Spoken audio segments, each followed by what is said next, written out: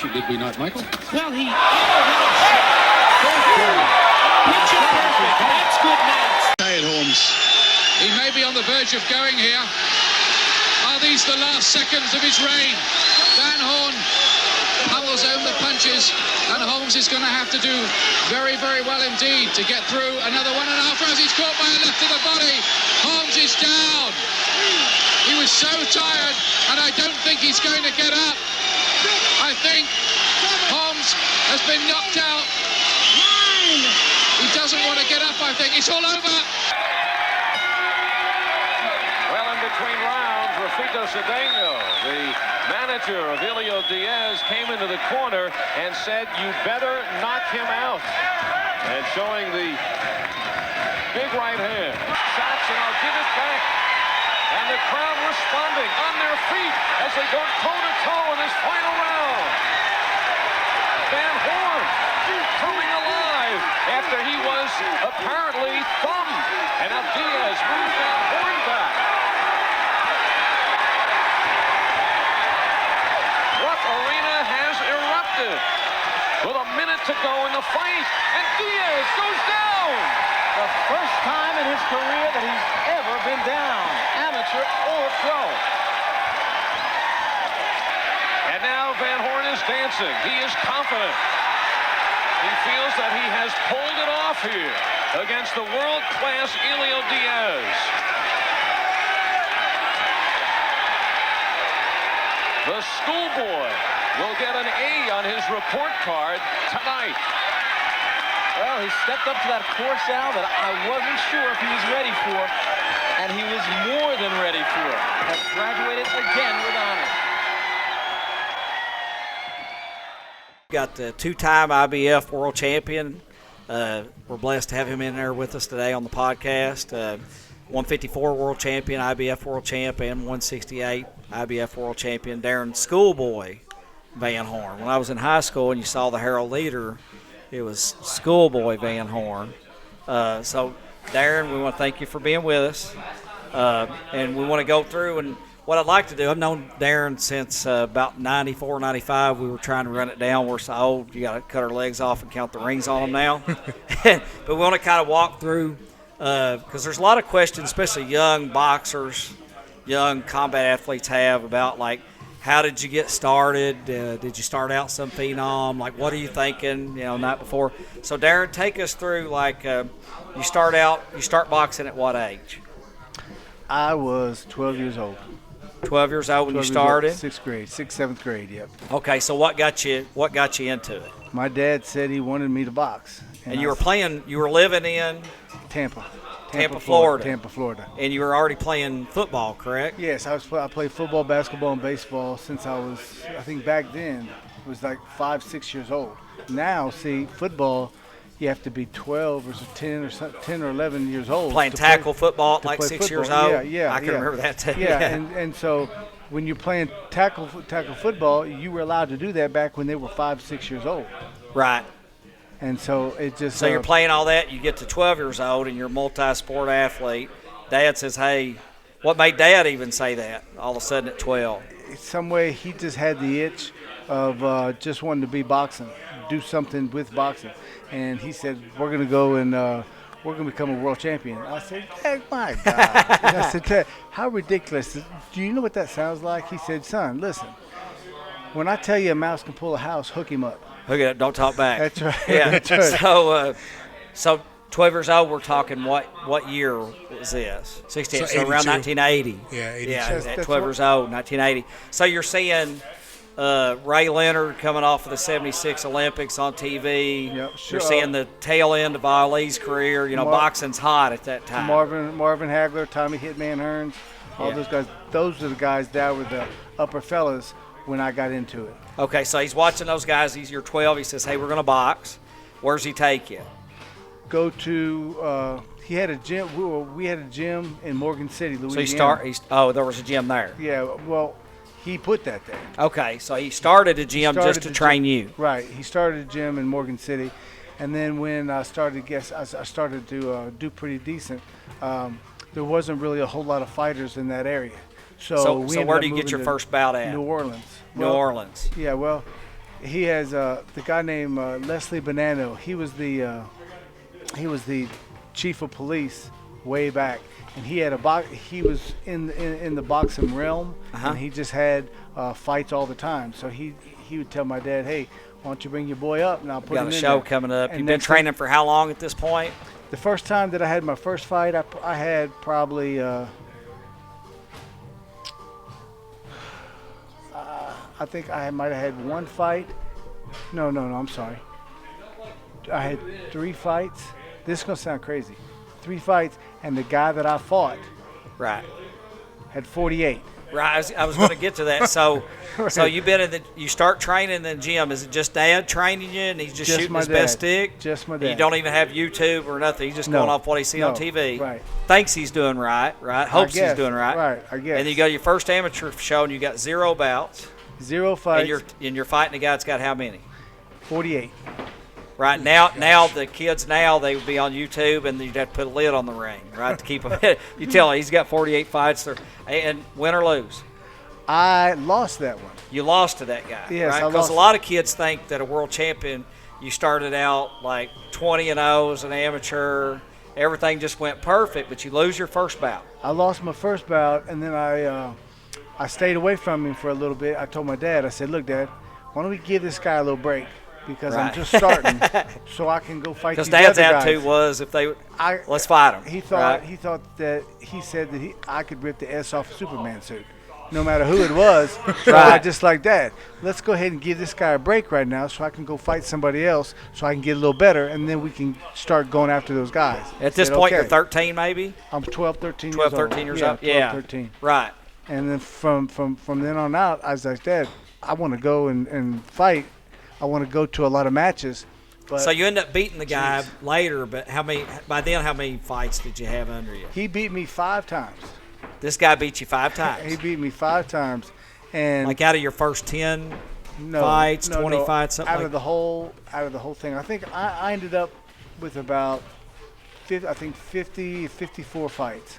And this guy had beat you 5 times. Fights, and he beat me 5 times. And that was probably back when I was fighting. Maybe one of them was at my 13th fight. Another one was at my 23rd fight. Oh, because they were spaced out. Over time, yeah. Because now, didn't you eventually end up beating that same guy, though?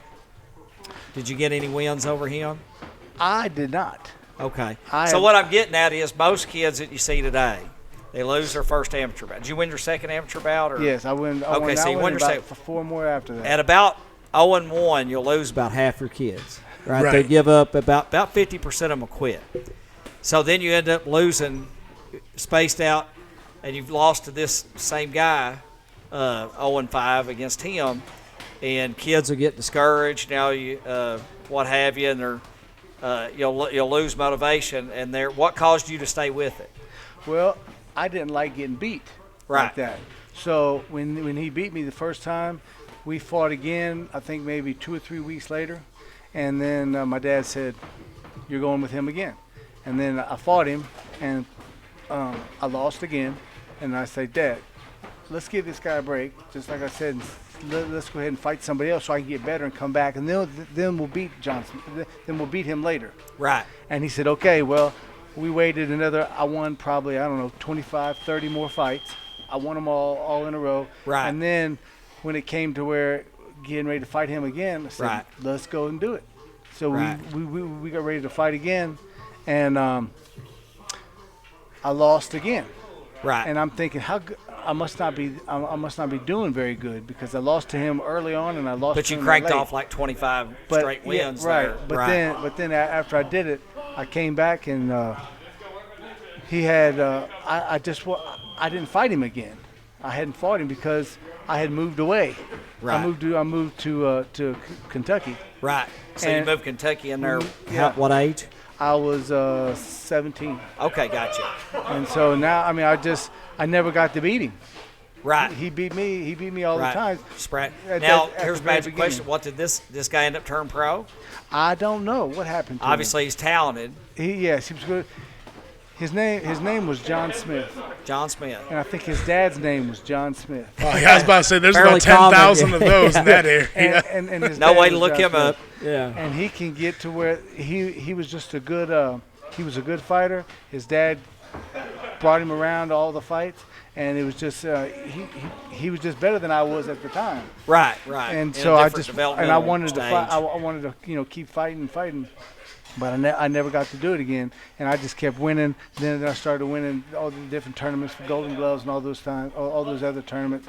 I Right. started winning all those, but I was still wanting to fight John Right. Smith. I wanted to So go you're back in the and find him. you're in the gloves at that time while you're still in Louisiana, or had you already moved to Kentucky? I was in Louisiana Okay, gotcha. fighting. And that's back when you're fighting grown men's division at what, 16? Yeah, Yeah. 16 years old. Yeah, exactly. So what do you guys we got the Collins brothers, and we got my son White here, young amateur guys. What do y'all think about hearing him describe and losing his first amateur bout, sticking with it? Same guy beats him 5 times sporadically throughout his amateur career. What do y'all think about that? I think it shows that you just got to keep going. Right. What I tell you guys the other day, I told him the other day, I said, sometimes it's just the guy that's too stupid to quit with a good work ethic, right? You got to have a good work ethic and a little bit of talent, but he don't know he should have quit it, and he just comes right back on Monday. They got to do a walk of shame, right? After 48 hours after you lose on Saturday, you got to walk back in the gym, and everybody know you lost. That's tough, right? Which Parker here is undefeated at 2-0. Mm-hmm. Caden took his first L finally against a good boxer, but he's 4-1, right? He's 4-1, which is, to get to 4-1 as an amateur is really saying something. That's 80% win ratio. So most guys, it's just that guy that refuses to quit. Now, your dad wouldn't let you quit, though, right? Dad was like, "No, get in the car and absolutely you not." do better. He drove me to New Orleans 5 days a week. Which 5 days a week, which was a 2-hour drive in Morgan City, and it was a 2-hour Yes. drive from Morgan City to New Orleans. To where you were going to train. And train. I trained. So I got out of school around 3:00. I got back in. I had all my stuff ready. I jumped in the car and we started going down to New Orleans. It was So a 2-hour drive to there, get to the gym, train at the gym, 2 and hours, then 2-hour drive back. and then 2-hour man. drive. Right. Yeah. Wow. Say, Exactly. He was was dedicated an to advocate. getting you up. he was an advocate. Yeah. So what do you guys think about that? What you hear? I think that shows serious dedication to the sport. Right. And I always say you don't have to have, especially when I was up to PAL, you don't have to have 2 great parents to make it in boxing, but you need somebody, whether they're a parent, uncle, what have you, that is your unequivocal advocate. That they are just, they're there, they make sure you got your shoes, they drive you to practice. When you lose, they got to be there because losing stinks in a singular sport, right? Oh, yeah. What do you think, White? Anything about that jump out at you? Is that about par? White's heard some of these stories, though, growing up in my house. But I've heard I a think lot. that's a great information for these young amateurs because most of them, they're ready to give up on themselves too soon, right? They lose their first bout and they think, well, I must not be good. But it may not be that. Maybe somebody pulled one over on you and the guy had a lot more experience. Or That has a lot to play with it. It's it doesn't matter how many fights they have. If you get a guy like I fought a guy like that one there. I was 48-3. He was 48, and then I had lost 3 fights at that time with John Smith. And when I fought him again, which was probably, I don't know, maybe 2-3 weeks later, I lost again. And that made me with 4 fights that I lost. And then we did it again, and that made me 5. And I said, Dad, let's give this guy a break. We need some confidence wins here. I need to get, because I want to fight these other guys because I want to know if I'm pretty decent, if I'm good at boxing. So he said, okay. So we would go out, and then every weekend, because down in Louisiana they have a big. You boxing could go to an program. amateur show somewhere every weekend. Every single weekend. And yeah. back then you could fight probably multiple times same day. I'm not for Did you ever do that? No, I've never. Yeah, I've because never they used to done do that. I know here in Kentucky. They'd fight them around, go back and match make again. So how many amateur fights did you have? I had somewhere around 45, 48. Yeah. Yeah. What do you feel like is par, or do you feel like that's a moving target depending on who the amateur is? What do you think is the minimum anybody should ever think about entertaining, turning professional, even if they're undefeated? 40 fights maybe. Yeah. I mean, because the kids that I talk to, that that were getting ready to turn pro or that wanted to turn pro, but their coach didn't want them to, or their parents didn't want them to. They got in there and they just say, man, I want to get in there. I want to get that money. I said, Yeah. You're thinking about it all wrong. I said, because you're going to get knocked out a whole bunch of times before you realize this isn't the and same you can't as go amateur. backwards. Yeah, it's not amateur stuff. Right. And so, and it is a lot different because these are grown men. And at 16 years old in Louisiana, you were allowed to turn pro. Right. To be a professional. So my dad was my trainer, he was my manager, and he was my promoter. He did all three of them. Right. So I wouldn't have been able to do anything without his help because he put on a bunch of shows, for, a bunch of boxing shows. Right. And then when I ended up, when he turned me pro, I didn't want to turn pro. Right. Yeah, I was going to touch on that story because that's a great story. I did not want to so turn pro. So you're how old when you turned pro? 16. 16 years old. What do you guys think about that? That's wild. 16 years old. Time to turn pro, Kate. Because of my birthday, I was 16. I was 16 years old, and I was I think I was maybe 17, getting ready to be 17 years old. Right, and you didn't want to turn pro, and tell everybody why. Well, I didn't want to turn pro because I didn't want to get beat anymore. Yeah, right. I mean, you mentioned to me that you're watching TV and you're thinking, "Hey, I'm the same weight as Darrin." Well, I started watching. I saw Sugar Ray Leonard and Roberto Duran fight. Right. And it was a hell of a fight. Right. And I just thought, my God, this is what I'm going to be doing. That These was are guys around. waiting on me. Yeah, and I'm thinking, I'm not getting in the ring with these guys. I mean, here I am watching Sugar Ray Leonard, who's won the Olympic gold medal winner, and then Roberto Duran, just tougher than hell, you know. Right. And I said, man, I'm in the league with these guys. And you're not thinking it. You're not thinking at 16 it's going to be 4 or 5 years before I'm at that level. Right. You're comparing yourself right then. Because you're starting off. You're starting off with your first pro fight. Then you got your second pro fight. You got your third pro fight. Right. You just keep going. And my dad would say, "Hey, listen, I got you a fight, son," and he'd be the one to.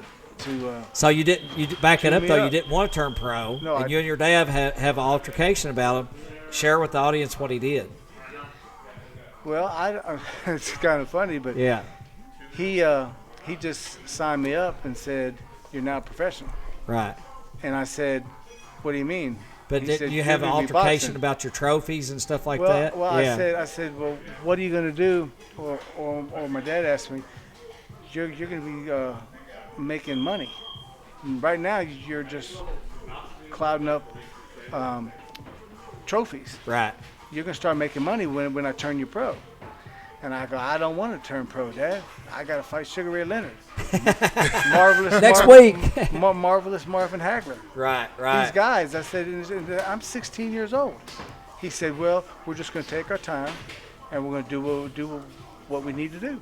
Right. And I said, "Come on, Dad. You know, just kind of." And didn't you tell me he disposed? Didn't he get rid of your trophies so you wouldn't be looking backwards? Wasn't there?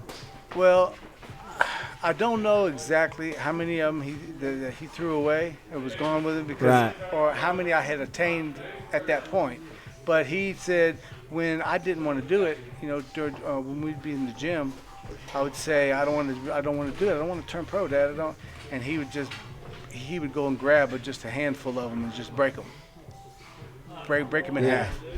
And I look at him and I'm like, "Dad, what am I going to do to my dad?" Right. I'm not going to do anything to him. Right. Because he'd kill me. And what was his justification for breaking? He said, "Because you need to do what I tell you to do." Right. And what you're going to do is the best thing for you. You're going to be making money and getting better at the same time. So he wanted you to divorce the amateur, so to speak. Right. And he says, you got to work years and years to get to the amateur programs. And then you go up there, and then if you're lucky enough to get in there for the Olympics, you're looking at 6, 7 years from where you are now. Right. I want you to start making money right now. Right. Okay. And I said, well, so he started promoting shows and stuff. Right. And then the next thing you know, I'm 5-0, I'm 6-0, I'm 7. So what do you guys think about that? Your dad breaking your trophies and say, "No, we're jumping over 16. It's time to turn pro." I'd let him break my trophies. I don't care. What do you think, Caden? I think that's crazy. Right. Wow. You couldn't imagine that, right? Yeah. Yeah, that's some old school parenting Yeah, that you don't old hear about school. anymore. Yeah, get in the car, boy. Yeah. Yeah, he was one of the dads, great dad. He was one of those dads that what he said, if he told you to do something, you did it. You didn't ask, why do I have to do it? Why do I? Nothing. You did what he said. And if you didn't do what he said, he smacked the doo-doo out of it. Yep. And if you didn't like that, then he'd do it again. Right. So you started learning that you need to listen to what he says. So, Caden, Parker, you guys got a very involved dad, right? Yeah. Your advocate. So what's that like when you box? Like, what's Dad saying to you? He pushes us.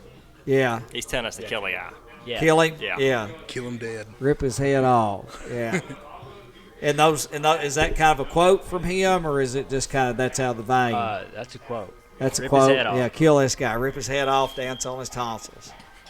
Yeah, okay. So your first professional fight is, how old are you?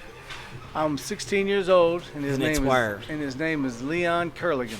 Curligan, yes. He remembers. And he just yeah, exactly. And when I fought him, I looked at him and I saw him. He's just a big guy. And, Yeah. Where's this at? He was tall. It was in Morgan City, Louisiana. Morgan City, Morgan Louisiana. City. Okay. And he was a tall guy, and I thought, I didn't know, but I thought I maybe sparred with this guy before. I was kind of looking at him. Oh, you're trying to check him out? And I started looking at him, and he got ready to get into the ring, and I said, man, do I know you? And he looked at me, he goes, you're getting ready to. How old is this guy? I don't know. He's grown? No, he's probably, I was 16, he was probably 22, 23, 24. Right, grown like man, right? You're Yeah. 16. And he says, you're getting ready to find out who I am. And I said, So how's that okay. go? That's what made me start to realize that you can't listen to what they say. So we're getting ready to hook him up, and I told him, I said, you have a halfway decent record, but I'm going to put you down. So this guy had already in a fought little as a bit. professional. He It's had your pro debut. He had I think maybe 2 or 3 fights at that time. Okay. And he said, you're gonna need to bring you a couple partners. He said, partners with you. Partners. Yeah, to help you. And I said, well, that'll be okay, but let's get ready to get it on.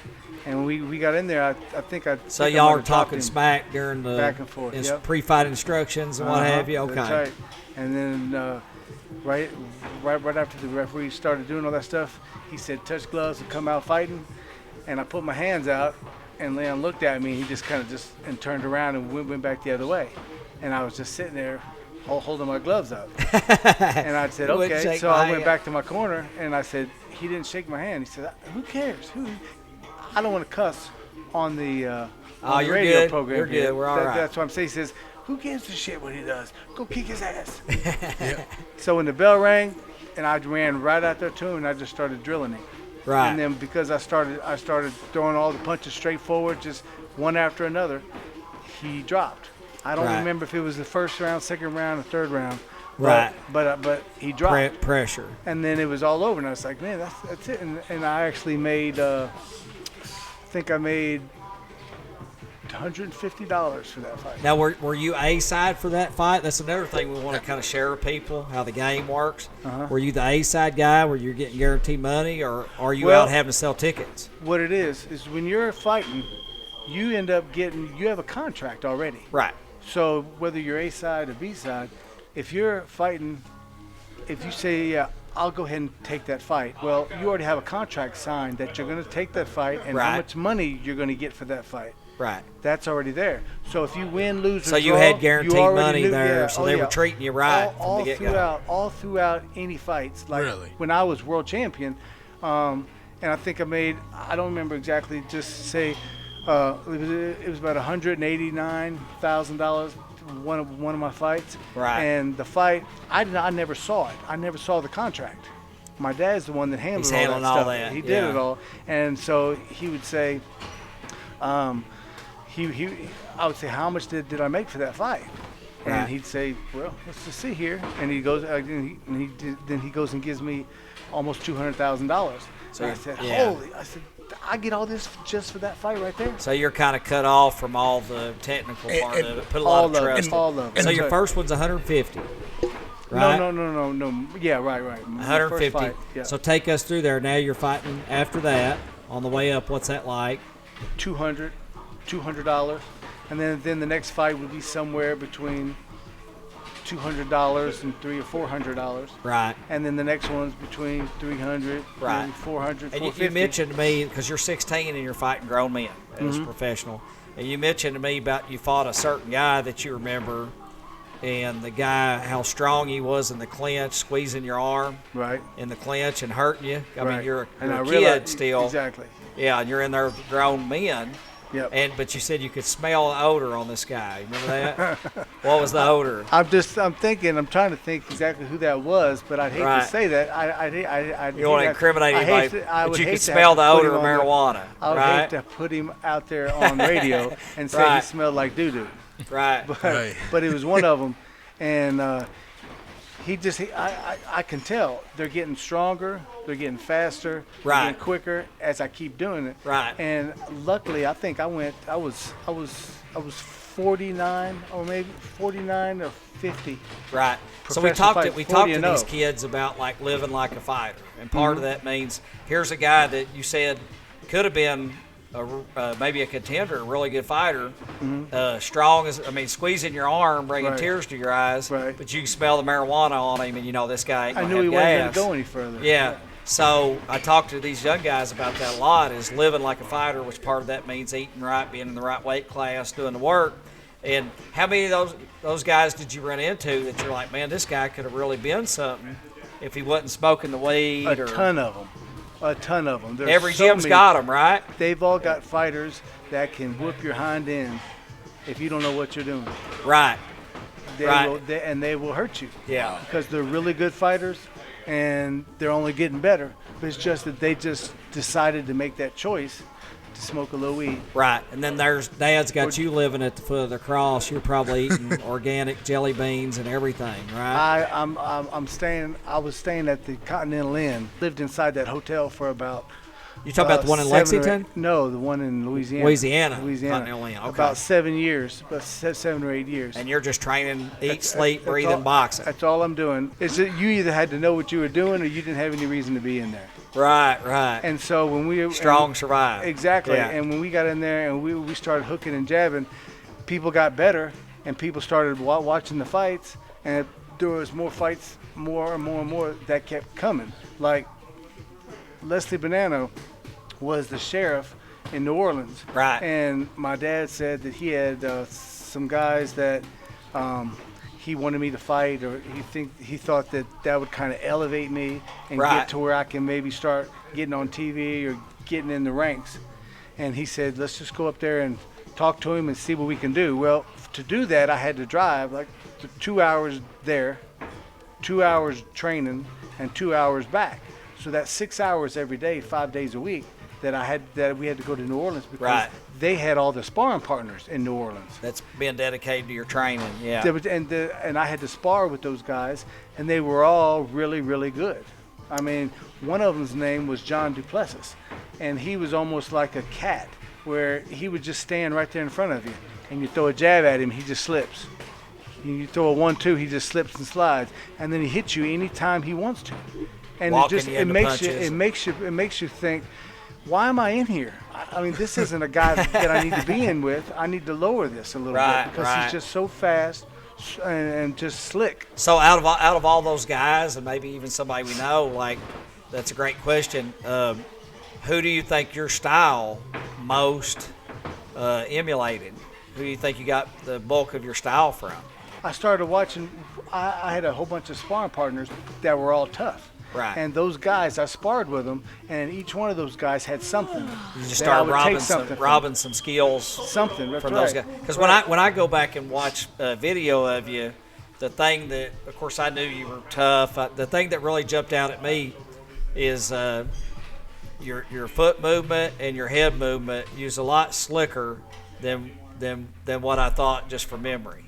right? When I go back and watch tape, your movement and your angles was a lot, and that's probably a lot of what you picked up from those kids From down the there. guys that I used to spar with, in New Orleans. So they who were all tough. Who would you say?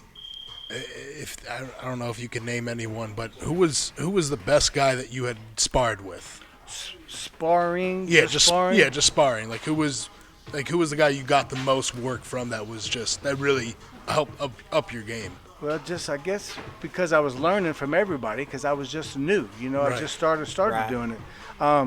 The guys that I was sparring with, there was a guy. I can't remember his name, and he would be in the gym maybe like once or twice a week, and every time he came in, we would spar, and I probably got beat. I probably lost him, but my dad would be there screaming and yelling at me, telling me what to do, telling me what I need to do. Just God, did it. Keep your hands up. Keep doing it. And the guy could just do whatever he wanted to do because he was so slick. Right. And I said, I can't hit the guy. He said, well, you could just go after him, put your chin down, and go after him and throw punches. And I said, okay. I just went over to him, closed my eyes, and just started throwing punches.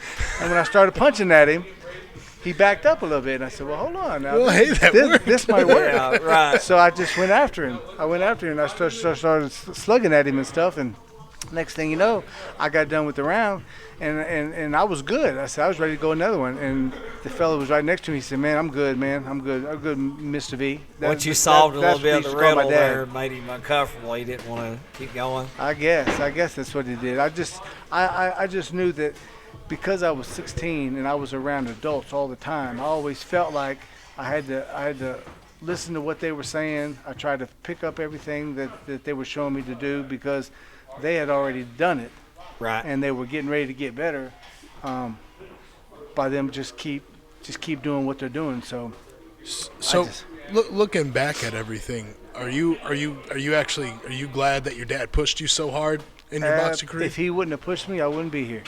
Yeah. Without a doubt. I felt the same exact way. When I was a kid, and with how hard and rough my dad was with me. At the time when you're a kid, you're like, man, I don't know why you got to be like this to me. And then you get older and you become a man, you're like, man, I'm glad he did, because I could have been. If it weren't for my dad, I'd be like 350 pounds overweight, no athleticism. Call him mini Eddie Hall. Yeah, because it looks like Eddie Hall. It's a mini Eddie Hall. He's a or Vanilla Gorilla. Yeah, Vanilla Gorilla. So you guys with the Collins brothers there. So, like, Dad pushing you like that, is it uncomfortable sometimes? Yeah, sometimes it is. There's an expectation of performance there. What do you think you'd be sitting like? What do you think your amateur boxing career looked like so far without Dad doing that? Way worse than. You think you'd even still be here and as successful as y'all are? Probably not. Right. No, I think if Dad wasn't pushing us, I don't think we would have stuck with it as long as we have. Yeah, it makes a huge difference. And then Wyatt, I took Wyatt down he started getting the bug a little bit, and I took him. It's probably been 2 years ago. And they had a big sparring day in Pikeville, Tennessee. Yeah. 2 rings, big basketball nice court. And he's like, Dad, I want to do this, and take him down there and let him get his first taste of heated sparring right out of town. And so this kid's coming after him like he stole something from him, right? Like Wyatt stole his lunch money. And, like, after 2 rounds, Wyatt, like, he's felt that first time of ring fatigue, right? Gas starts hitting him. And he's like, Dad, that's enough. That's enough, right? After 2. But his second round actually was better. They won the round. And so he's sitting there. He's got that wild-eyed look in his face. And I said, what's your last name? He said, Lochran. I said, you ain't a punk. I said, you're still in 1 minute rounds. I said, you going to do another round? Well, that third round, he boxed beautifully. Like, he's switching on the kid, throwing his hips around him and landing, good angles, landing stuff you would normally see a zero bout amateur do. And I said, see, if I'd let you quit, you would have never got to experience yourself pushing past that and actually having your best round so far that says, hey, I could do this if I wanted to. So remember that? Yeah. Yeah. Were you tired? There's nothing like being tired and somebody Don't the trying. kid, like, ain't he dyed his hair orange and he's actually doing real good. Yeah. The only time I've seen him box, he lost. No, every time I've seen him the box. last 2 or 3 he's cranked off like 2 or 3 in a row. Well, I haven't been in the last another 2 or 3 hard-headed kid shows. didn't know when to quit, right? So So Darrin, you're cranking off. You're building up that. So when's your first title fight then? Do you realize that's coming up, or are you just living day after day? I start realizing that I started to be halfway decent. I was pretty good in boxing, but in Louisiana, they've got a whole bunch of fighters down there. Right. They've got a ton of them. So on the pro side, like how many pro fights you have when you get your first title shot? I probably had maybe 45, something like that. So you've been 47. building up that Yeah, pro career. oh, Dad been absolutely. taking his time, letting you physically That's mature. right. Exactly. Boxing all the club shop. Had you even fought on TV up before your Before my first first World Championship yes, fight? I fought on USA Network. Okay. And I think if I'm not mistaken, I think I fought. I dropped Elio Diaz. So those of us not born or Gen Xers, USA Network used to have Tuesday night fights. Tuesday night fight. And it was a great, I mean, on Tuesday night, 8 to 10 or 9 Something to like 11. that, yeah. And you have a lot of these, they help a lot of these guys launch their career. Yep. And, I mean, just awesome. Tuesday night fights, so you're fighting on there. And I had to fight. I got Elio Diaz. He was ranked somewhere in the top 10 in the world. Right. And I was, oh my God, I'm getting ready to really get in here with somebody. Right. And I was fortunate enough to be able to stay the course, and Right. I dropped him I dropped him with the left hook in the 10th round, I think. 10th Okay. or 11th round. No, I'm sorry. In about the 9th or 10th round. Okay. And then from then, I was thinking. So that was your first guy that had a I'm- number next to his name, like ranked opponent? I'm getting halfway decent here. Right. I mean, I dropped this guy, and he fought Donald Curry. Oh, I remember, yeah. Donald Curry and- Cobra? Donald Cobra Cobra and Curry. And Donald Curry's a super good Yeah. fighter. And when he fought him, I just kind of thought, my God, I'm at that level now. So you Or had a am I? comparison fighter. Yeah, exactly. Yeah. Okay, so you get past that. So your first world title fight is where? It's in Atlantic City at Trump's Castle. So they call an offer. Dad comes to you, I presume, and says, "Hey." Well, How'd that I went to my play out? dad because I remember. I think I told you he ran everything. Right. So he calls me on the phone and says, "Son, we got a fight on this day, and we need to go train." So Dad had already taken the fight before he ever spoke to you. Yeah, he didn't. Okay. Yeah, I didn't have a choice in anything. Right. When I tell you nothing, I'm Right. saying absolutely nothing. I did what he said, and I mean, I'm glad that So what was he training? Yeah. How long did you have to train? It was probably the first time. I went to Pennsylvania. My dad, we knew this guy that was a real good boxing fan. His name was Buzz Garnick, and he's in Pennsylvania. He had a place there that was way up on the mountains. Log cabin, bathroom, just one bathroom, one shower, one kitchen, and just have you would stay. That was my training camp for like 6 weeks. Right. So we went up there, and I was running. Eat, sleep, and breathe it. I was running straight up the hills Where'd you say, Pennsylvania? in Pennsylvania. Okay. Yeah. And I would run up. I was straight up the hills, and then I'd get to the top, and then I'd walk down, and then I'd start running, and then I'd walk some more. But me being at Buzz Garnick's gym was one of the reasons why I became world champion, because I did everything that I Back when was supposed guys to do. used to isolate themselves. Yep. I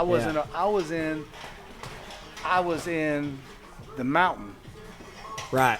that you couldn't see from where you were down where It's getting where daylight the at city 10 was. and dark at Yeah, 3. It was ridiculous. Right. And once you figured out, I woke up at 6:30 in the morning. We went to go run, and then by 5:30, you have to go back and start training and doing everything.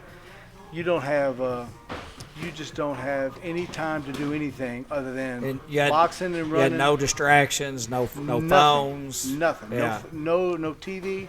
We had the radio, Right. but that was it. Right. Yeah. You couldn't do anything. So with living like a gladiator. Yes. That could, yeah. I Right. guess So the fight's coming up, I guess so. and you're feeling good about the fight. You know who you're fighting. I felt pretty good about it. The guy that he fought, that I fought, to win the championship, he was a really tough fighter. Right. A real tough fighter. And his name was Robert Hines. Okay. He had a real good record. He also was just a high caliber fighter. Right. And when I got in there and I fought So him, you go to bed the night before the fight. Do you sleep good?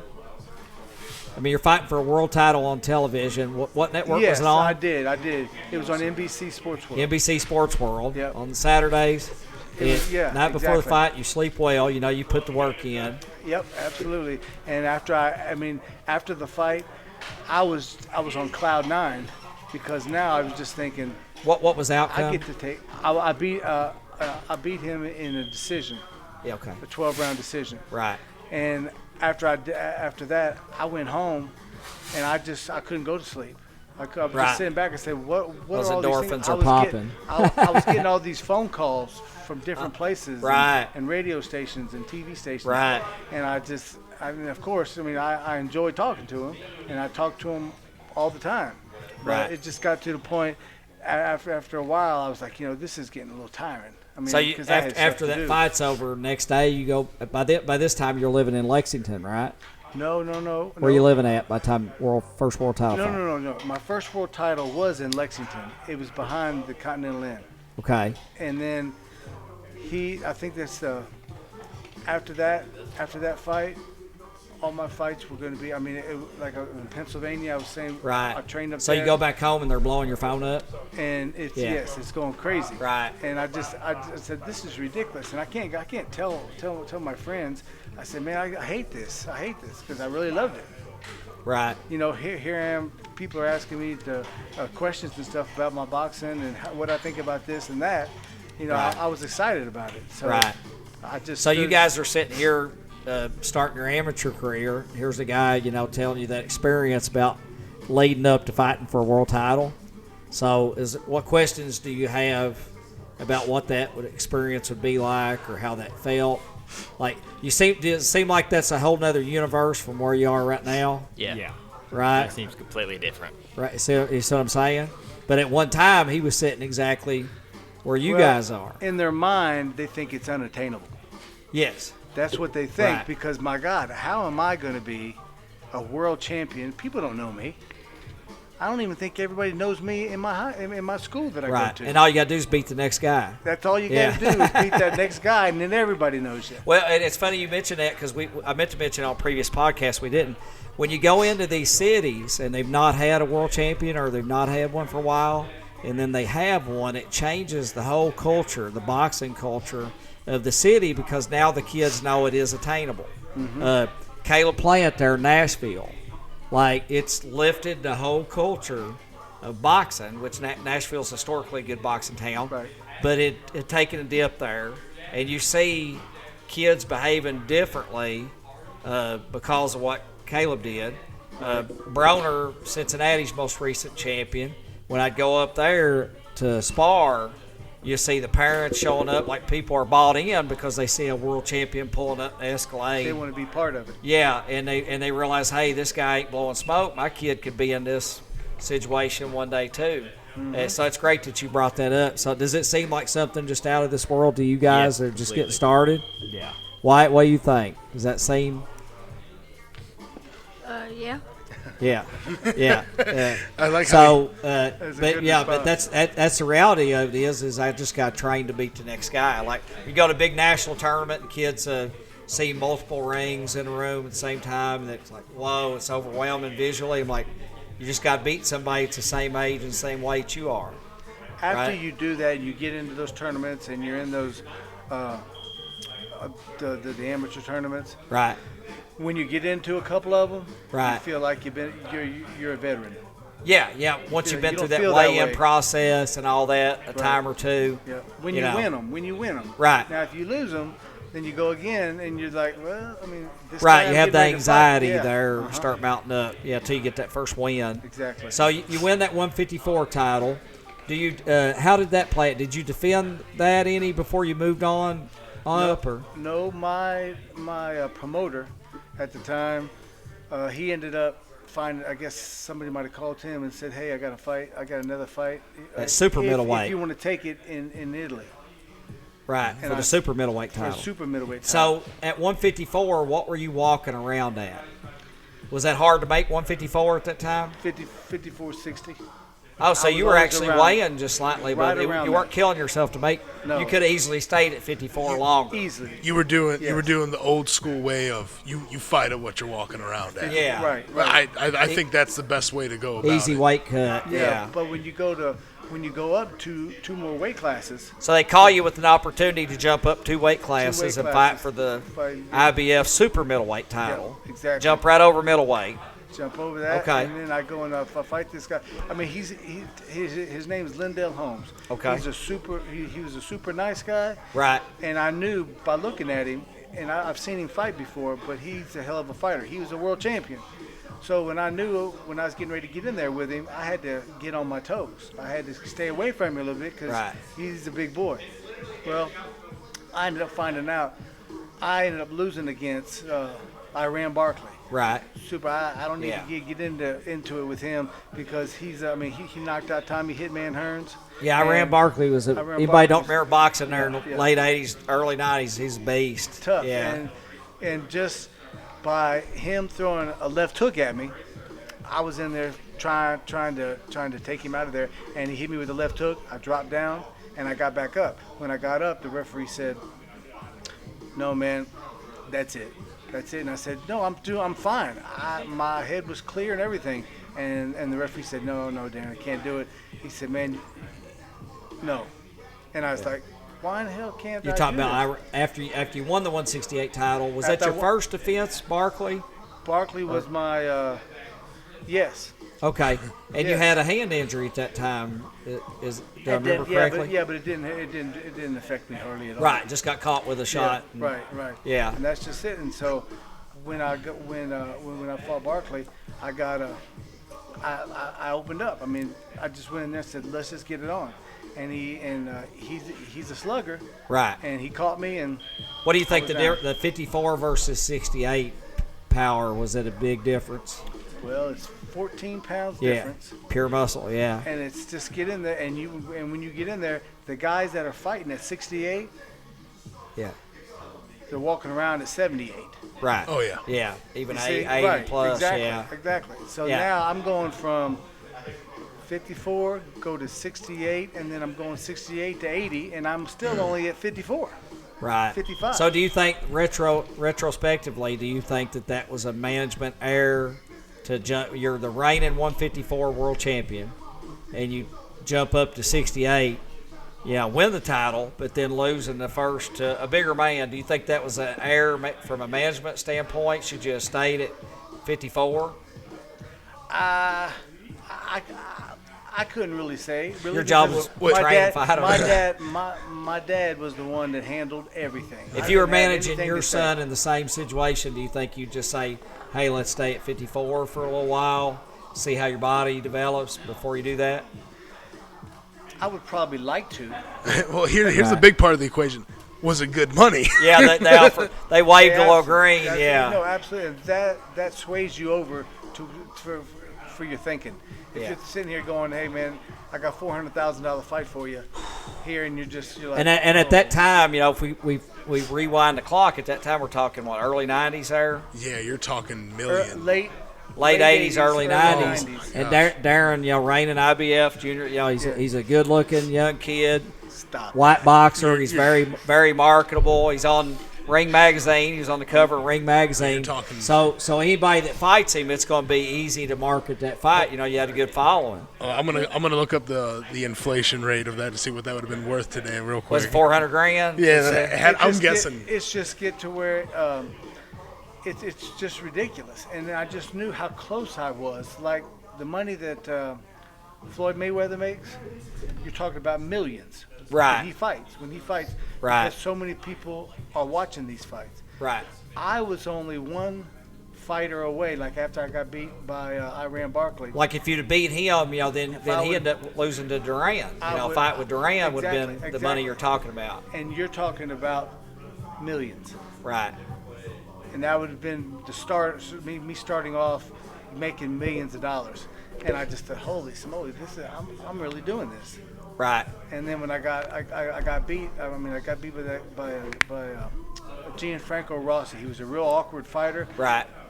Good fighter. He's just real awkward, and he beat me. And Right. I wasn't able to do it after that. Right, exactly. So you had how many professional matches altogether? If I'm not mistaken, I think I was 54 and 3. 54 and But 3. I lost think two that's times right. Yeah. But I lost 2 times to the same guy. Right. Rossi. And then once to Barkley. And then once to Barkley. Yeah, so outstanding 53. career. That is an amazing career. 53 and 3. And just so everyone knows, so I looked up what 400,000 back then would have been worth today. Would be a little over $1 million just for one fight. Yeah, or more. I wouldn't doubt that one bit. Or I would say it definitely have to be more. So, do you feel like, looking back, do you feel like that you were? And I'll tell a story here in a minute. It's funny. Darrin may not remember it. Do you feel like you were just blessed with this unreal athleticism, or do you feel like it was hard work and experience? What set you apart it was from a matter other of guys? me going to the gym every day, every week, all the time. Right. I wouldn't have done that if I was by myself.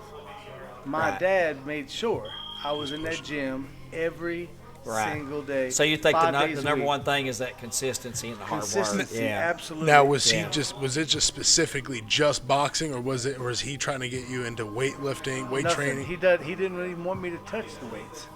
He said, because that's going to make you go up in weight, and then you're not going to be stronger.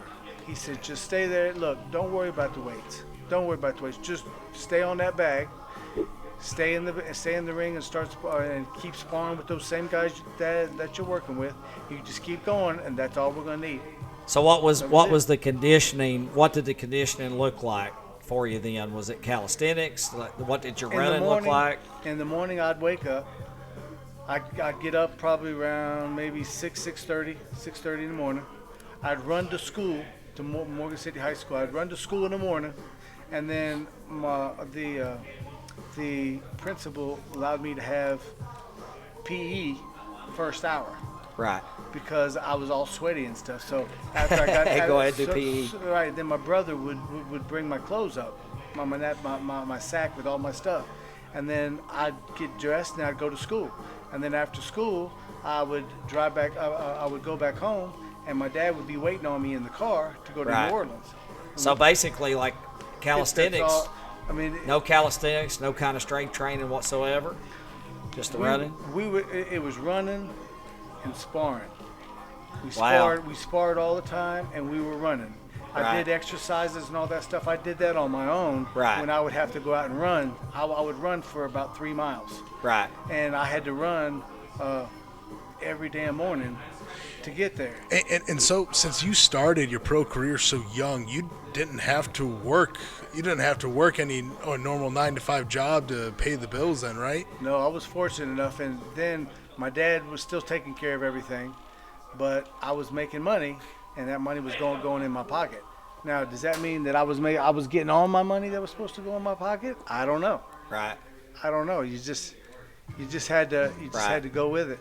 Because so what would you tell on the pro side? What would you tell young guys like these as they're making the move to the pro side? What are some things, managerial and what have you, decision making? What advice would you give to them? You need to get with somebody that you trust. That's the number one thing, because there's a lot of crooks in the sport of boxing. Right. And so when you get somebody that you trust, and the best thing is you think it's your dad. You think, who else can I trust better than my dad? And which most of the time would be a good person to start to keep on training you and stuff, because he's going to be learning also, and you're going to be learning. Right. And you just have to trust what your dad says. Right. And that's it. So main thing's trust, transparency. Like you said, you didn't even see contracts. I didn't see the contracts. Right. I probably didn't see any of them. Yeah. And I knew that one of them, there was fighters that we had in the gym, and there was a couple guys, and they said, man, everybody wants to know how much money you made. Everybody wants to, because they just want to know. And you didn't have Google at that time. No. But I said, I did pretty good. And he said, no, really. And then when I was telling him, when I'm in high school, I said I made $189,000, or I go for a fight and it's I made $80,000, and these guys are in my. So you're like your senior year of high school. So you're senior in high 180 school. grand. Right. And you made 180 That'd be like 300 or 400 now. Man, I thought I was the crap for winning the Golden Gloves as a senior. he thought the girls were after him because of his looks. Yeah. I mean, and the fight that I made the most at that time was $189,000. That was against the guy Gianfranco Rossi, the guy that beat me twice. That's the guy that beat me twice. Hence the name Schoolboy. He's pro and making that kind of money. Wow. Yeah. Did you get yourself a nice little hot rod? Did you stay humble and drive a beater around, little Pinto or something? Stay with me here. I had a 944 Porsche. Oh yeah. I had a Jaguar XJS. I had a DeLorean. That was just I don't even know if you guys even know what a DeLorean is. Yeah, but it's all metal. Back to the Future. Yeah, he had all kinds of depreciating assets. Yeah. And then I had the Jaguar, the Porsche 300Z. I had a Cadillac Seville, and I had a couple more after that. And I was just living life. Yeah. So you were into the cars. Yes. Yeah, into the car. So what kind of car would you guys? Modern days times that'd be like $300,000 to $400,000. You're in high school and you get a $300,000-$400,000 pro fight. What kind of car would y'all be driving to school? Parker? Well, I like the older cars, like 1980s, 1988s. That's not old. Would be 60s, That's 70s. the junkie generation after 73s when they. I was about to say 80s was a quadra jump horrible carburetors. Yeah. So what are you thinking? Well, I would try to find like a 1977 Corvette, something like that. There you go. Okay. 427. All right. What do you think? What are you driving? Don't say Tesla. You got me. I'm Kick joking. you off here. Cybertruck. Cybertruck. I don't know. With that much money at such a young age, I feel like I'd be overwhelmed. Yeah, but I mean, you got the money. You get it. What kind of car are you driving? I'd probably take probably like a newer Porsche. A newer something Porsche. like luxury. Yeah, he's all that European stuff. White. Corvette 2024. 2024. He didn't have to think about that, did he? No, he didn't. You be Z06, or would you keep it kind of low key? I don't know the difference. The Z06 is the new ultra fast one and stuff, or just a regular vet. 06 or whatever it is. There you go. Yeah, you go all out. Yeah, get that $200,000 vet, overpriced. All right. So making that kind of money that early. So, yeah, the transparency, decision-making. Do you think a fighter should be involved in the decision-making of who they're fighting?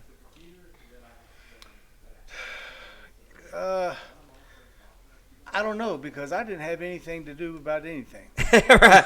Yeah. My dad told me when I was fighting, who I was fighting, Yeah. and where we were fighting. We talked about this before I started the Police Athletic League boxing program there in Lexington when I was a police officer there in Lexington, and then Darrin comes along and starts helping me with the coaching, and I would talk about, hey, this kid is coming off a loss, or maybe they need to be in a sparring match today where they can win a few rounds. About the psychological part of the game. And Darren's like, I've never even heard anybody talk like that, right? He said, my dad's like, get in the ring. We're going to fight him. Yeah. We don't care how many fights he's got. My dad's the same way. You don't have a choice. This is what you're doing, and this is how you're going to do it. Yeah, it's just foreign to me. Anytime I try to talk to my dad about my fights, I'm like, I got to get the strategy. My dad's like, why don't you just go in there and knock him out? Like they think they're just going to stand still. Yeah. And then he mentioned there a little, we were talking about natural ability. You got 3 sons and a daughter. Is that right? Yes. Okay, so he's got 3. The oldest one's name is? The oldest name is DJ. That's the oldest son, DJ. Right. So DJ comes in the gym one summer, remember, and trains. His youngest son now is boxing competitively. Yeah. But DJ comes in the gym one summer. He ended up playing, he was quarterback at Henry Clay. Right. And then he went to Georgetown, is that right? Do I remember correctly? No, he went down. He got a scholarship to play down in Ave Maria College. So oldest son, really good athlete. Comes in the gym one summer and he's training, and you know, and you tell him, he's a good athlete. He's got hands pretty quick.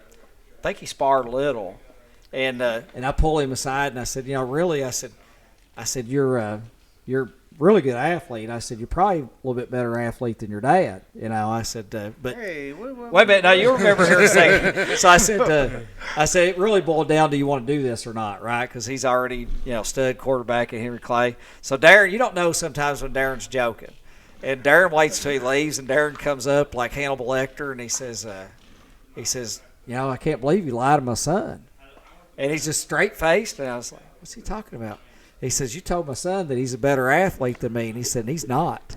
Like that, like the ego come out real quick. Yeah, he said, he's not. Yeah. He's lacing up the gloves as you're speaking. I said, he probably could outrun you, champ. Something like, it's like a 4 or 540 or something. He might be able to do that. Yeah, he had some legs. But now the youngest one is competing. Tell us a little bit about that. He is. His name's Hayden. Hayden. Hayden Van Horn, and he's got a lot of good skills. But he boxed on one of our shows right here in this gym in the ring behind us. How old is he now? He is 18. 18, okay. Yeah, and he's just he's sharp. He moves his head. He does everything that you need to do. What weight? What is he? What 140? He's about 145. I think he's going to be fighting at somewhere around 50. Okay. So I don't know if it'd be go down to 47 or 52 or or 54 like or 54 now. Yeah. We don't know. I don't know what He boxed on a show we had here about a year ago, and he showed up. You knew Hayden was boxing because there was a lot of girls from Lexington showed up at the show, and they even had posters that they'd made like they were at a football game, like "Go Hayden" and all this stuff. And I think I messed with them and told them no posters or something just to. But he had a little cheering section. He won the bout here. I think he's only lost once, right? He's like 10-1 or something like that. Right. Yeah. So getting started. He's cocky as can be, but it's just I guess it comes from his dad. And so is he the only one that's actively training, actively competing right now then? Between my sons? Yeah, absolutely. Okay. My oldest son, he played football. He was a quarterback down there at the Ave Maria, and he played football there. Then he came back. He went to Georgetown, was the quarterback there. Football quarterback. And then my middle son, his name's Blake, and he got a scholarship to play at Midway College here in Kentucky. What sport? He was a pitcher. Okay, pitcher. Okay. Baseball. So good genetics and But the youngest one's the only one that's ever boxed competitively, and he's doing off to a good start. And he's doing real well. He's doing real good. Yeah. He moves sweet, and you can't just hit him real easy and then him just go falter away somewhere. Now he's tough. Now, in your time in the pros, do you have any connections that you'll be able to whip out to help him when he's ready to go pro? Then. Absolutely. Oh, awesome. When it gets to where he starts elevating, and he starts getting up to where he's ready to fight somebody in the top 20, maybe something like that. I just make a couple phone calls, and when I make those phone calls, I just put it out there and say, hey, I need some people that are around this weight, about this caliber as far as how many wins and losses, and we'll hook them up. Heck yeah. Awesome start. Yeah, pretty awesome. And so are you still pushing him to get about 40 amateur fights in before he can go in pro? Or? I can't. It's just he does pretty much what he wants to do. So if I told him not to do this, he'd do it just in spite. Because he sounds like my kids. Yeah. Yeah. And bulls in a china shop. Exactly. So I tell him, I said, he's a good fighter. He's solid. He can take a good punch. I couldn't be around him all the time because I didn't want to have to kill him. Yeah, right. That's me and Wyatt. Yeah. Because I would be there, and he doesn't think the dad knows what he's talking about. My dad doesn't know anything. Yeah, I think I told him here at the show. I was like, "You're gonna have to go back to YouTube and look at your dad, right? Because You're not realizing, the level. About to give him we were having a good that time. God lecture from the Book of Job. Were you there, boy, when I laid the Because foundation? I think I told him, I said, that's pretty good right hand. I said, not quite as good as your dad's right hand, but pretty good like that. And he's like, whatever. I said, go watch YouTube, buddy. I mean, it's easy to forget. So let's let him off the hook just a second.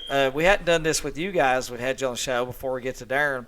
So as an amateur, right, you guys are amateurs right now, is there anybody out there that you want to box, right, that you've seen at shows or what have you, that you want to box? Let's start with the GOAT question. Who do you think's the GOAT, Parker? Of all time? Greatest boxer of all time, regardless of weight class. And we'll come to Darrin last. That was the next question. George Foreman. You like George Foreman? You like the prime George Foreman when he was mowing through everybody? Yeah, prime. Yeah, the 6'3", 225, 230. He is old school, isn't he? We talked about he's watched some tape, ain't he? We talked about it previously, and we said, okay, you got that time machine. You can go get a guy on the night he won the title, right? Not talk about title reign. Right. And we gave, like, George with those vicious uppercuts he had. Like, that would be the guy if you picked any guy to fight Tyson. Because that takes a lot of that bobbing and weaving away from him because he'll duck right into one of them uppercuts. So we give George the best chance to beat him on the night they won the title, right? But, man, he was something. All right? I like Go. Thomas Hearns. Tommy Hearns. Like, what fight with Tommy Hearns, like, jumps out at you that you're like that? Of course he would like Tommy Hearns, by the way. Yeah, because he's a left-handed Tommy Hearns. All right, he's southpaw. Yeah. Long, lanky. I can't remember if it was versus Marvin Hagler. He lost it. Yeah, he lost there in the third round. I mean, it was a war. For me, go back if you haven't seen it, Tommy Hearns when he beat Duran.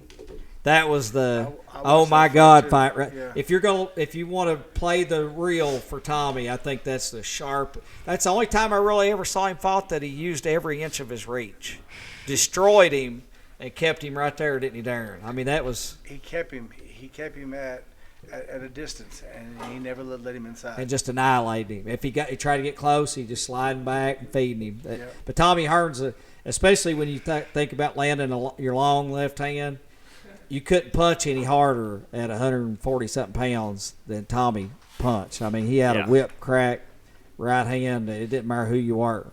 Wyatt? Mike Tyson.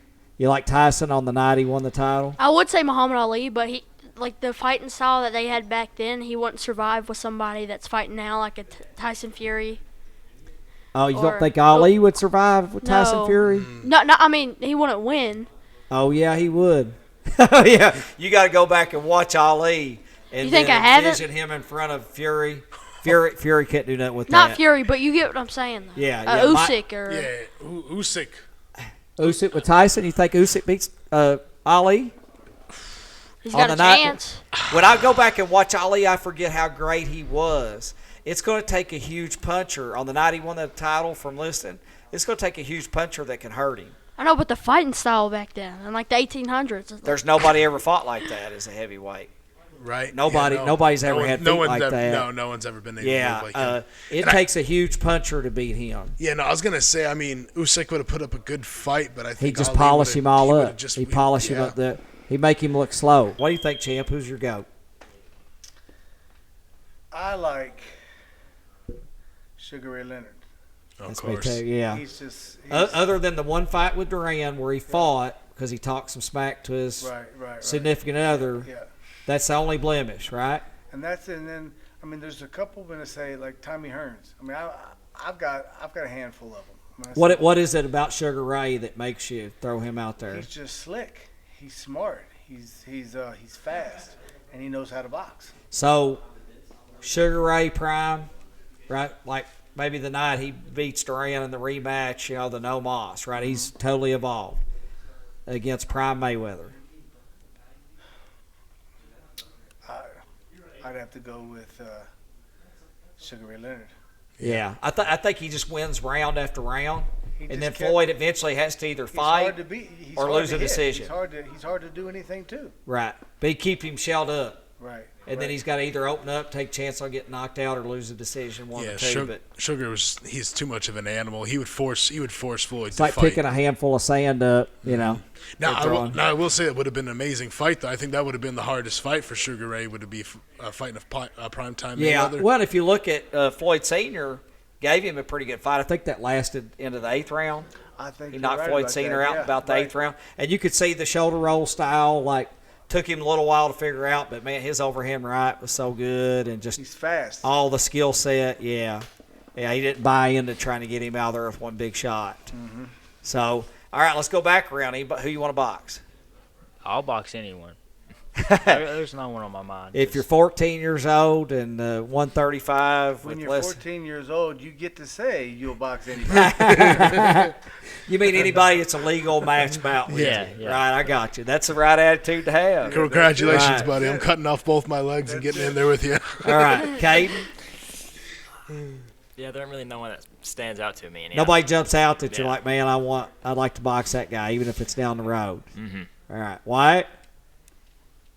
Canelo. You'd like to freeze Canelo right where he's at and then let you grow up and get a hold of him? Yeah. We've talked about Canelo quite a bit. Canelo, we'd like to see him execute Jake Paul just for our personal satisfaction, right? And I think he's fighting Crawford. Yeah. That fight's going to So what about you? Is there anybody jumps out to you? Nah, I just want to fight. He's just wanting to fight. He's fought one. He boxed once under me. So what about We're fights? what are we talking about professionally too? Either way. Oh man. Professionally, who? I want to go against Usyk. You'd like to go against Usyk? I would like to just. I want to see. He's that guy that just does He ain't the greatest thing I've ever seen. He does everything. To me, he's a left-handed, less athletic version, big guy, like of Holyfield. Same size and everything. He's a big guy though. Yeah. Yeah, he looks small because he's in our Tyson Fury. But, I mean, he's not a big heavyweight by today's standard, but he does everything right. Being in shape, full training camp, no distractions. Yeah. Miss your daughter's birth for camp. Right. I mean, and the thing is that he is beatable. We know that he's beatable, but no one's been able to do it yet. But you better have 12. He's a throwback heavyweight, really, isn't he? He's a 15-rounder guy. He's tough. Yeah. He's going to show up in top shape. He's going to do everything the very best of his ability. And you saw him beat a guy who should beat him twice in a row. Yep. You know, because of it. What about the best fight in boxing we want to see right now? Is there anybody jumps that you want to see two guys hook it up? I watch a lot of the fights. I mean, I watch it especially when they come on TV. Right. And I haven't really there isn't anybody that I've really been following because I haven't been paying a whole lot of attention to. Right. Just because they switch now so much. I think we talked the Canelo and Jake Paul for us was like a hot button. Canelo would he's a good fighter. He's coming along. He's world champion, and I remember watching him fight years before now. Right. And he's gotten a lot better.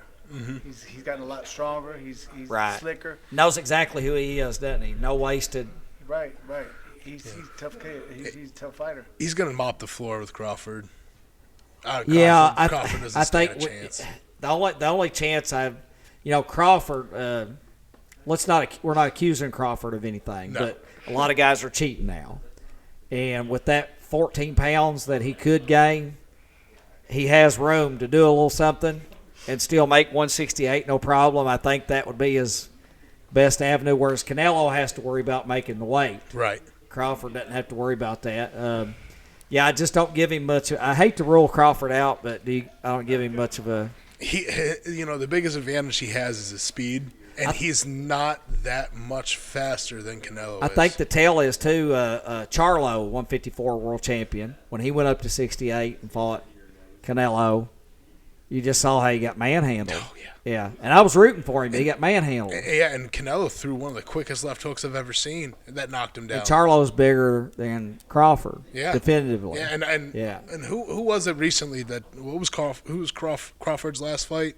He fought the European guy. Yeah. And he was He touching. got dotted up a little bit. He got dotted up at 54. At 54, and that was a guy that is not Canelo. But nobody I'd like to see him pull off the upset, but I wouldn't bet any money there. What about you? Anybody you'd like to see? Jake Paul versus Canelo. Canelo. We were talking about it because now the money's there, right? Jake Paul versus Canelo. Canelo makes $100 million for that fight. He's guaranteed $40 million no matter who it is. We want to see him. Yeah, he's guaranteed 40 no matter who he fights. Yeah. Okay. How do you even feel so we'd about? like to see that $100 million. How do you feel about the Jake Paul fights? By the way, and coming into boxing like this, how do you good, feel bad, and different. I don't really know how to feel because the guy does what he does. They said he was a YouTuber. Yeah. And they said he couldn't do hardly anything. Some people, and he went in there and he beat. What was it, Tyson? Yeah. Fought? Right. Okay, now I don't know about how all that came about. Right. But he won, so it doesn't make a difference what's going on. Jake Paul won that fight, and now he's getting better and better. He's fighting now at 175. So when he's fighting, now he'll probably. Well, that fight was at heavyweight. Yeah, he fought at 230. He'd been fighting at cruiser though. Yeah, when he started, yeah. Yeah, when he started, he was 178 pounds. Yeah. 70, but then. Now he can get in there with any of those big guys and just make a gazillion dollars. Right. And actually be in there and compete against them. Yeah, I was really surprised about that. You know, a lot of boxing heads, they talk a lot of crap about Paul and everything, he is not world class caliber whatsoever, especially. But for he's worked his tail off. Yeah, he's worked his tail off, and even me just looking at how he's progressed, I'm like. He would be a pretty dang good amateur, He would be a nightmare for a lot of guys to run into the amateurs for sure. And then even at the low level pro area, he would beat a lot of low level pros for sure. I think he has actually benefited boxing for sure because people watching boxing that like my son, he didn't care about watching boxing. And then as soon as Jake Paul's fighting, he's like, let's watch Jake Paul. So he's brought some people into boxing as fans. You wouldn't normally see any other way. Definitely build up the two fights with the girls. I mean, it gave them a great platform. Yeah. So, Caden, what about you? Who's two guys you'd like to see hook up? I want to see Bivol and Better Be It duke it back out again. Oh, you'd like to see that again? Okay. Run it back. Yeah, and that was a good fight. Yeah, it was a really good fight and had changes in momentum. So did the decision correct in your mind first time, or you thought that Bivol should have got the nod? No, you think Bivol won that? Yeah. No. I stood up. I have a hard time giving it to a guy that's finishing a fight that week. I mean, I know you were scoring those early rounds, not knowing how things were going to play out. You see what I'm saying? But he really finished it. If that'd been a 15-rounder, he gets stopped. Would we agree on that? Yep. And I always look at that too. Do you look at that way, Darrin? Like, because you get to 12, and I'm like, between 12 and 15. Old school, yeah. Mm-hmm. Well, was it Leonard stopped Hearns in the 14th? I believe it was, right? He said, Angelo said, "You're blowing it, son." Yeah. He stopped him in the 14th round. So Donald Trump actually is an advocate, our president-elect is an advocate for going back to the 15-rounders. Because he said you had that suspense in the 15-rounders that you don't have in the 12s. Right. Like the guy's winning early, but can he go 15? Right? And you'd see some of them, Marciano knocking some dudes out in the 13th, 14th round. I'm not opposed to that. I think it would be good, but I don't see that ever happening, though. And two things here. Whoever wins between Bivol and Better Biev has to fight Benavidez. That fight has to happen. Oh, yeah. Benavidez has got to get past Morrell, though. That's not a walk in the park. He signed up for a tough fill-in fight right here. Right. He's not ducking anybody. Give him credit. Yep. He is not. You've seen Benavidez, the Mexican monster. Yeah. They start calling him pillow hands now, though, because he's throwing a 20-piece combo and like none of the shots are real good, hard leverage shots. I don't know if I'd go that far, but definitely his power didn't follow him up to light heavy. No. Not yet anyway. Not yet. Yeah. So before we wrap up for this episode, have you guys got any questions for Darrin or anything that topics you want to bring out? I'm real good with true-false questions. Do you think going pro in boxing was worth it? Absolutely. In the long run? Absolutely. Sure. I mean, just I learned a lot of things from it. I've met a lot of good people throughout those years, and it brought me to where I was able to travel around the world. I got to go all different kind of places, and again, also the good thing about that is you get to go for free.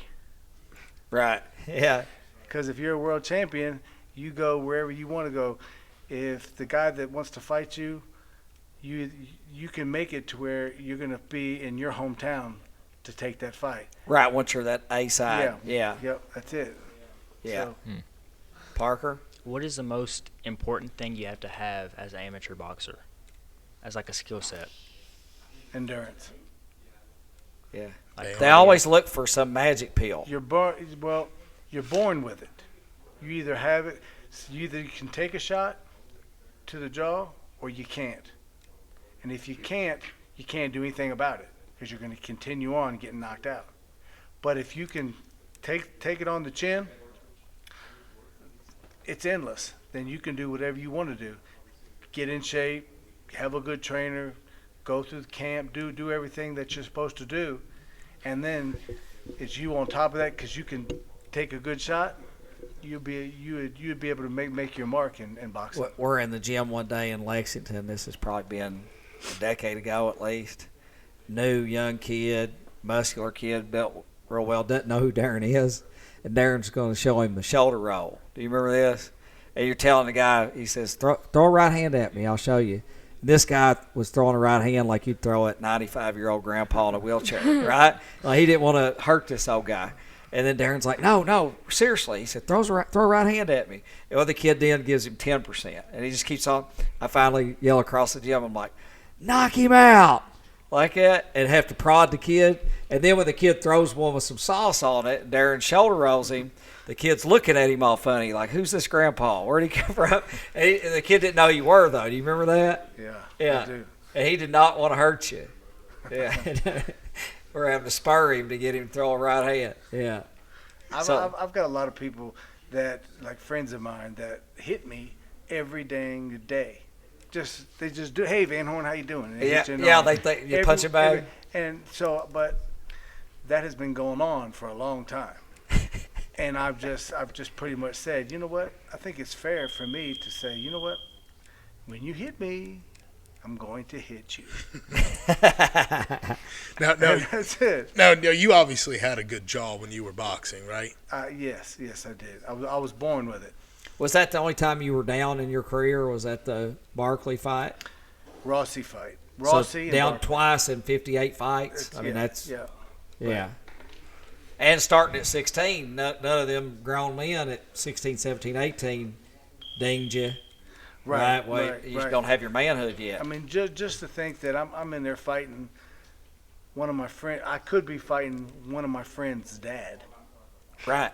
You know? And here I am fighting. At 16 years old. 16 years old. I got my permit. Where did that confidence come from that, okay, this guy's grown, but I'm 16, 17, but I'm still going to – where do you – like you talked to him about conditioning being – Really, it was just my dad was always on me. Right. Was on me. So you're getting spurred. Everywhere that I go, my dad was on me. And he was the one, he put together the fights and right. just all the different kind of things. Like when I fought at Madison Square Garden. Right. I was fighting, and they have, I mean, I couldn't, I remember it was like 5 or 6 guys that would come to me, hey, man, how are you doing? I said, fine, where's your dad? I said, my dad's back there. And they just left. They went to my dad, and then I said, fine, I thought they were going to talk to me, you know? Right. So I walked back there, and I said, hey, guys, how are you guys going to do this? You know, do you want to work it out to where my dad's talking? I mean, he and I are talking, and then just you guys interject?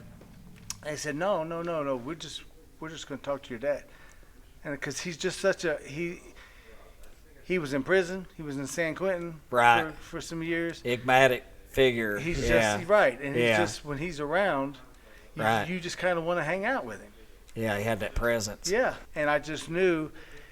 I just got done fighting. I just had a fight with Lindell Holmes. And Right. Lindell Holmes was a heck of a fighter.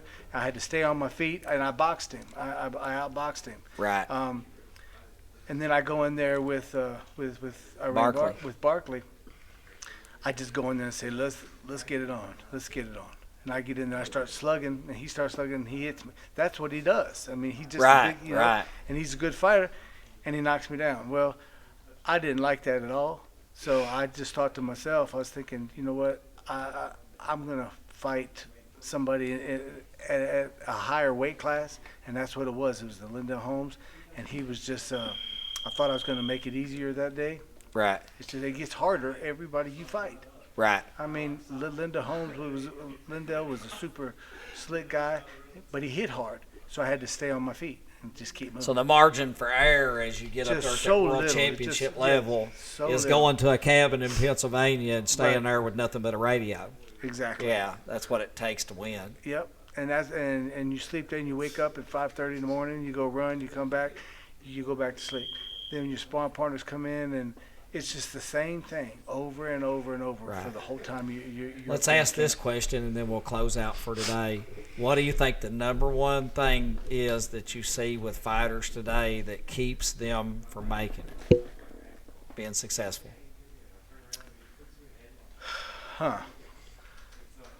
I am not in the gym with them, but I can see when they're fighting, when they go into like the 10th round, or they go in for a world championship fight, or they're in the 5th, or they're in the 8th round of an 8-round fight. They don't have the gas. They just don't have it, and it's just because they're not working hard enough. Right, so you that think simple. it's just the number one factor then conditioning all the way around. So it goes back. Your same advice is for the amateurs as it is for the pros. It's endurance. Yeah, and I mean, there's tons of the guys that do it well, but they might not have that skill. But then one guy that has a lot of skill has a lot of endurance. That's a guy that you're going to see on TV a whole bunch. Right. You're going to be able to see him. That's going to be special. That's the Floyd Mayweather's. Right. Yeah. Floyd Mayweather. The 12th round, just as fresh. He's waiting on you to get tired so he can step on the accelerator. So. Exactly. Well, Champ, we want to thank you for that. We want to thank you for your time and knowledge that you've shared here. We touched on a lot of stuff all the way from first day amateur fight all the way to pro, and we want to welcome you next time we have a show down here. We want to see you back down here. Any other question real quick for you?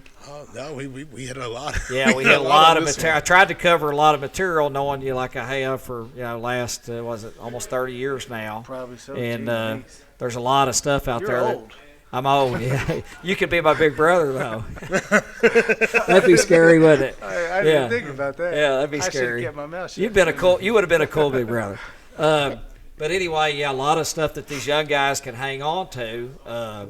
It's different when you know somebody's actually been there and you hear their testimony. So, all right, so we're going to be over and out, and then we'll see you next week. All right, that's the episode. Thank you, guys. everyone. All right, bye.